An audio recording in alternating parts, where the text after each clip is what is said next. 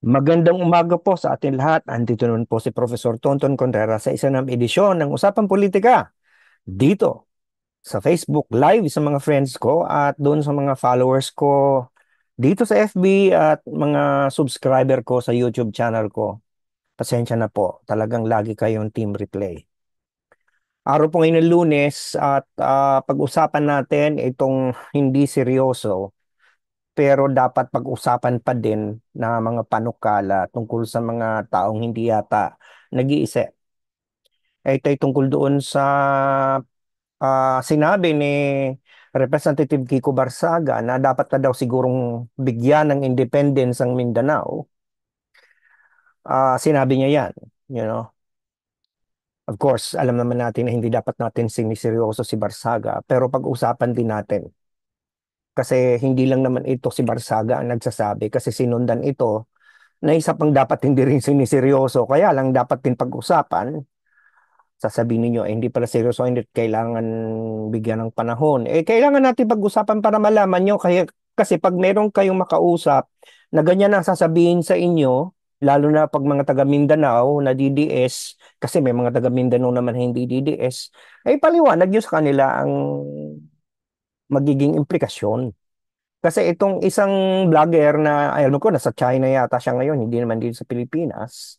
Hindi na natin siya ngangalanan, pero patulan natin. Sinabi niya, in so many words, patuya. Kasi ang tawag ninawag niya, ano daw, kapag daw ang Mindanao ay maging independent at magsisid, magugutom daw tayo, mga taga Luzon.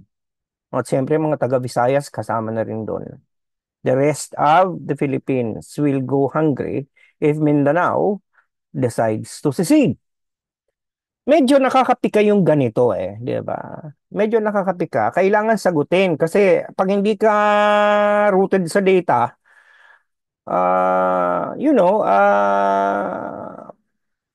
maniniwala ka, may maraming maniniwala dyan. Kailangan pabulaanan yan. Kasi itong ah, panukala na maging independent ng Mindanao, parang salat ito sa katwiran Untethered to reason. Tapos ito ay isang ideya na maaaring ang makinabang lang ay ilan. Kaya ito ay punong-puno rin ng oportunismo.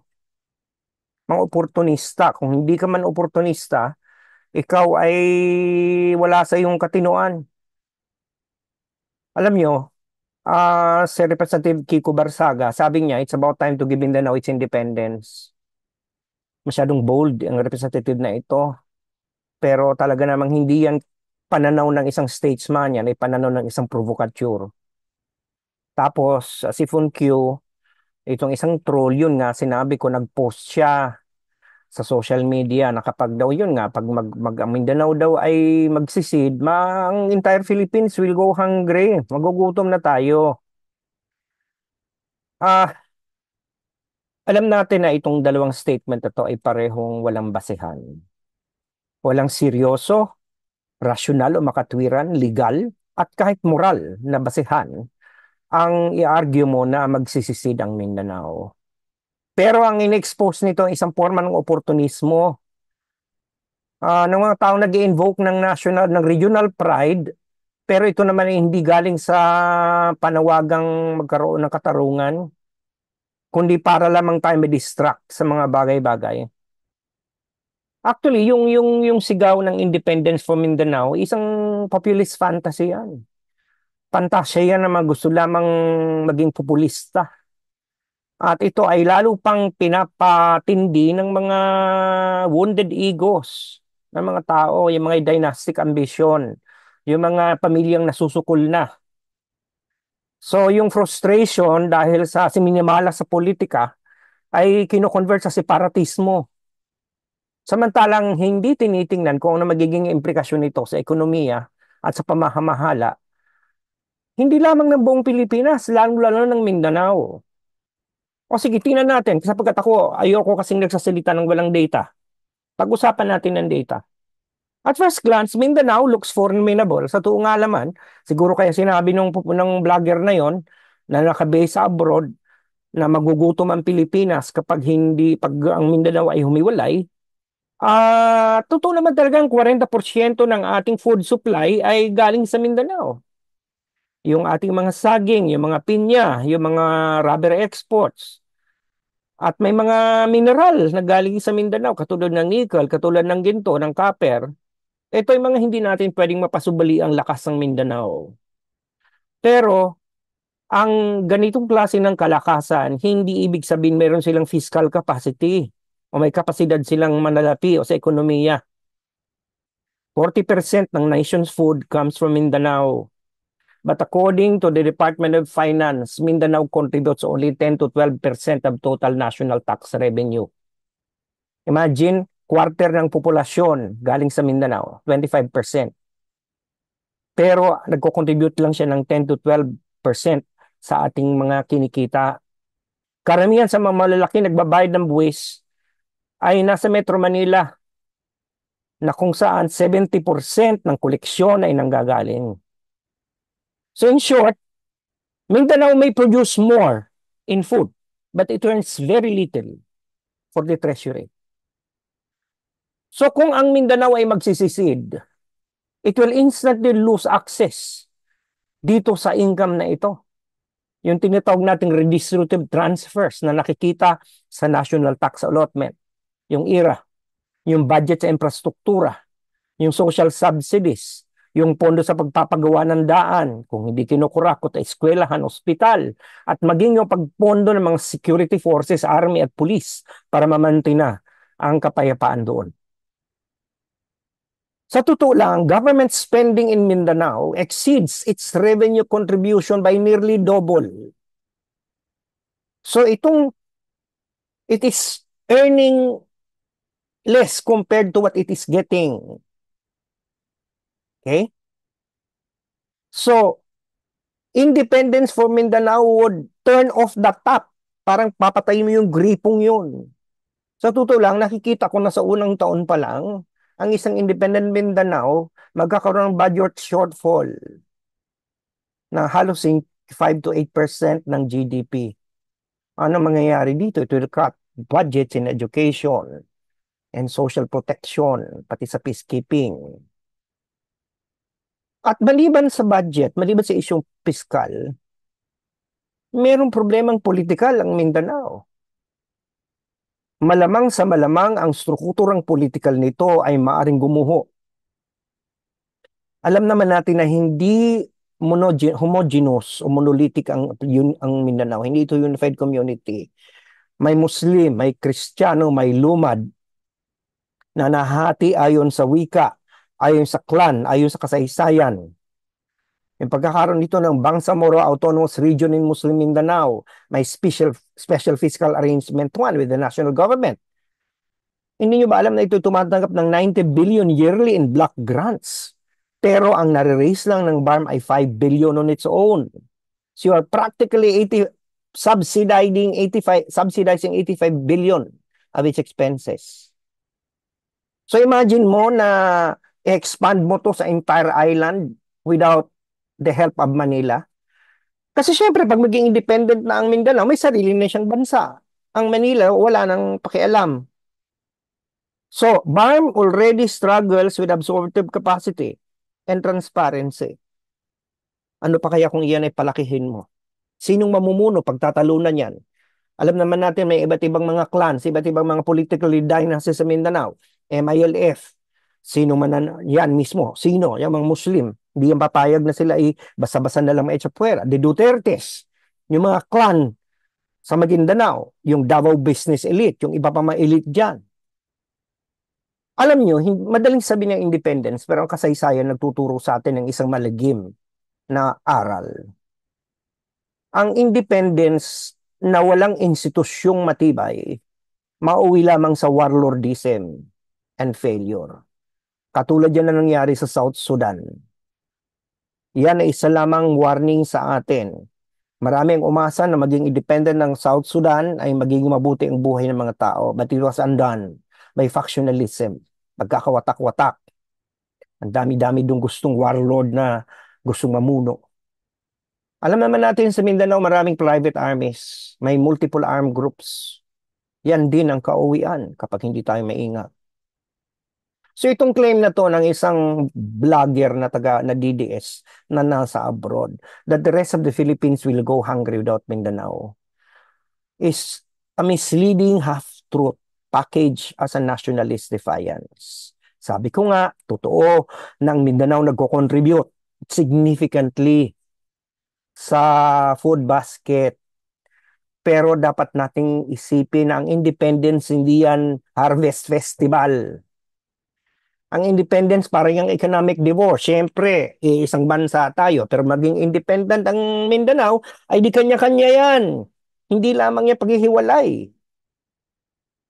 So kapag umalis ng Mindanao sa, you know, sa atin, ang trade between Mindanao and the rest of the Philippines, hindi na yan domestic issue, kundi international. May babayaran ka ng taripa, may mga custom duties ka na, may mga port fees ka na, may mga regulatory barriers ka na, hindi na yan basta-basta na lang free trade. Alam nyo, totoo naman talaga na 40% ng ating food supply galing sa Mindanao. Pero ang food system nito, nagdidepend sa inputs coming from Luzon and Visayas. Fertilizers galing dito. Mga buto galing dito. Ang fuel galing dito. Logistics funded by national projects. If they secede, mapuputol ito at tataas ang production cost. So sino ang magugutom dito? Hindi lamang ang mga taga Luzon at ang taga Visayas. May pera ang Luzon at Visayas para mag-import. Ang Mindanao, ano mangyayari sa food security nila? Meron silang produkto, pero kung hirap silang ibenta sa labas, di ba? Mapipilitan itong mabulok dahil wala naman silang masyadong processing plant, maliban sa Dole at Del Monte. Okay? At dahil nga nasa food market, magkukumpit na sila ngayon for other exporters. Siyempre ang Pilipinas, dahil iba na ang Mindanao, mapipilitan na siya maghanap ng ibang sources. At dahil ang production system sa Mindanao hindi pa efficient, dahil kulang pa sa kapasidad, mapipilitan na mag-compete at a weak position. So both sides would lose. But definitely under the present structures of the economy, Mindanao would lose more because it lacks the industrial and the logistical infrastructures for now. Kailangang i-reinvento ng Mindanao ang kanyang fiscal, monetary at trade systems mula sa wala. Kailangan niya magtayo ng sariling central bank. Kailangan niya magkaroon ng sariling customs authority. Magkaroon siya ng diplomatic network. Magkaroon siya ng credit rating. At yung mga yan, hindi yan basta-basta mabibuild mo overnight. So, sasabihin nila hindi naman siguro pababayaan ng Pilipinas basta-basta ang Mindanao. Ay, kung ganun, hindi pababayaan, so ini-expect pa rin natutulungan samantalang gusto nang kumawala. Iyan ay kung papaniwalaan natin si Barsaga at papaniwalaan natin itong troll na ito na vlogger. Hindi ba? Ano yun? Gusto nang umawala sa iyo pero tutulungan mo pa rin? Kung ganun na mangyayari? Ideally? Ngayon, ang tanong, bakit itong si Barsaga saka itong mga online loyalist na Duterte supporter ay may mga ganong reckless idea? Symbolic politics lang yan, illusion of power through provocation. Okay? Alam mo, itong si Barsaga, instead of being pragmatic or bold, he's simply being himself. Hindi naka-anchor sa katwiran. Ito naman mga digital army, talagang alam naman natin yan kung anong gusto nila. Hindi ko pinapasubalian na may struggle sa Mindanao, na napabayaan ang Mindanao ng matagal na panahon. But the answer is not independence. Ang kailangan nito, inclusive federalism. Pag-usapan natin ng federalismo, payag ako. Payag ako magkaroon tayo ng federal system, matagal ko na yung gusto. Equitable investment, kailangan natin yan. Institutional reform, kailangan natin yan. Alam natin ang rehiyon has been historically marginalized. Yet ngayon, it receives more infrastructure in social spending than ever before. Hindi problema na ang Luzon in-exploit ang Mindanao sa ngayon. Sa totoo lang sa ngayon, ang problema, yung mga Mindanao elites na, minomonopolize nila yung benefits nila. Yung pagbibigyan ng independence sa kanila, hindi yan liberation. Magiging privatization yan ng sovereignty. It will give just these political families, these dynasties, these clans, these warlords, a chance to turn public resources into family fiefdoms under the guise of nationalism. Hindi magiging mas malaya ang mga tao sa Mindanao. Magkakaroon lang sila ng mga bagong mga Panginoon. So kapag magsisidang Mindanao, political instability will not vanish. Dadami pa siya. Yung fragile peace under the Bangsamoro Organic Law, maaring mag-collapse yan as armed factions compete for territory. Maraming area sa Mindanao na Christian majority katulad ng Davao, Northern Mindanao at Caraga. Hindi naman yan papayag na mapaisalan sila sa isang Islamic leaning republic. Eh siyempre yung mga MILF, yung iba diyan maglalakas ng loob dahil independent ng Mindanao, di lalo silang maghihingi ng malaking parte. So what follows would not be prosperity, but fragmentation. What I see as a political sign is that it will become a patchwork of many states, ruled by guns and by political patronage. May iwanan ng Mindanao na pinag-aawayan ng mga feuding ng mga mayayaman at mga clans. Malaya na nga ba siya kung sakali? So ang tanong dito, hindi naman kung ang Mindanao can secede, but sino makikinabang dito if it tries? Hindi naman makikinabang dito ang mga magsasaka, ang mga manggagawa, ang guro o maging ang lumad. Mawawalan ng trabaho, mawawalan ng subsidiya at stability. Ang magiging benepisyaro nito ay ang mga dynasties. Yung mga political dynasties, yung mga political families na yung mga yon wala sa posisyon o kaya ay nasa mga katulad ng mga Dutertes, di ba? Yung mga nagpo-push naman nito, mga Duterte supporter, gusto akala nila kapag magkaroon ng independent Mindanao, ay di Duterte na yun doon. Kaya saan ba na pwedeng isipin natin mga Taga-Luzon, mabuti nga wala nang Duterte dito. Punta na kayo sa Mindanao. Pero hindi ganun tayo eh. Ang iniisip natin, isang bansa. Ayaw natin na may maiiwanan. Kaya nga, tinutulungan natin ang Mindanao sa ngayon. Noon talaga naapi siya. Pero ngayon, ang dami ng hindi, kung titingnan natin, ang dami ng mga grants, ang dami mga infrastructure, yung sinasabi ng mga taga Mindanao na napapabayaan sila sa ngayon. Kung napapabayaan kayo, yan ay noon. Pero sa ngayon, lahat halos ng foreign assisted projects papunta dyan. So, magiging beneficiaryo lang yung pag-independent Mindanao ay yung corporate interests, yung mga political families. Alam naman nila itong call for independence, this is not what the people want. It is a fantasy for the oligarchs. Wini-weaponize nito ang pananaw, ang anger, ang resentment. Binibenta nito ang illusion na pagiging mabuti. Pero ito, pinapasubian ng datos na ang Mindanao mas malakas kapag nasa loob ng Republika ng Pilipinas. Maaaring nung nakalipas, ito ay napabayaan, pero sa ngayon, ito ay napapansin na. At hindi dapat ganun ang pag-iisip ng mga tao. In the end, itong pananaw ni Barsaga at itong troll na ito, pareho lang naman ang genetic material nito. Ignorance dressed as audacity. Alam naman natin na ang Pilipinas maraming problema. Korupsyon, inequality, weak governance. Pero hindi solusyon dito ang paggawatak-watak. At yung mga nagbebenta ng secession sa Mindanao bilang kaligtasan ay hindi mga visionaries. Sila ay mga manununog ng bansa. They are political arsonists na pinaglalaroan ang kinabukasan hindi lamang ng 28 million Mindanaoans kundi ng buong republika. So, kung makikita natin talagang malinaw na ah itong nangyayaring ito ay dapat nating pag-usapan kahit hindi dapat seryosohin.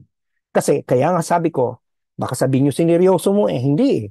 Kailang ipaliwanag ko sa inyo para meron na kayo ngayon, kung meron kayo makakaharap na magsasabi ng ganito, meron na kayo masabi sa kanila.